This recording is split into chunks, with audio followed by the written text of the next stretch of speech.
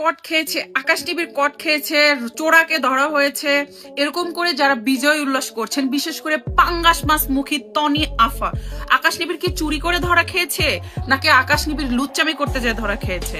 আপনাদের কি লজ্জা লাগে না? এই যে তনি আফা, আপনার জামাই রাসেল চোরা যে 12 বছরের মেয়ে শরীরে হাত দিতে গিয়ে যে জেল খাটছে, আপনার রাসেল চোরা জামাই যে লন্ডনের মধ্যে মুখ দেখাইতে পারেন, আপনাদের লজ্জা লাগে না? আপনারা তো পচা দুর্গন্ধযুক্ত, আপনারা 12 ভাতারি, আপনারা মানে এই হারকে আপনারা হেরে যাওয়া ভাববেন না তনি আফা। আপনার জন্য আমি মৌ সুলতানা একাই যথেষ্ট, আমি এখনো জীবিত আছি। সাংবাদিক আকাশ নিবিড় গ্রেপ্তার হওয়ায় রুবায়েত ফাতেমা তনির তৃতীয় স্বামী সিদ্দিকের গোপন সব কুকীর্তি ফাঁস করে দিয়েছেন মৌ সুলতানা। গভীর রাতে রুবায়েত ফাতেমা তনির করা মামলায় সাংবাদিক আকাশ নিবিড়কে গ্রেপ্তার করেছে পুলিশ। আর লাইভে এই খবর পেয়ে মেয়ে সানভিকে নিয়ে উল্লাস করতে থাকেন রুবায়েত ফাতেমা তনি। এবার রাতেই থাইল্যান্ড থেকে লাইভে এসেছেন মৌ সুলতানা।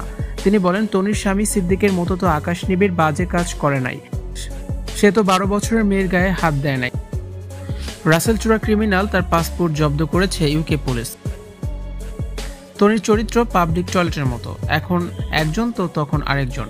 তনির কোনো লজ্জা নেই, আকাশ নিবিড় সত্য বলে গ্রেপ্তার হয়েছে, কিন্তু মৌ সুলতানা তো আছে। রুবায়েত ফাতেমা তনির 12টা বাজাতে মৌ সুলতানা একাই যথেষ্ট। লাইভে এমন কথাই বলেছেন মৌ সুলতানা।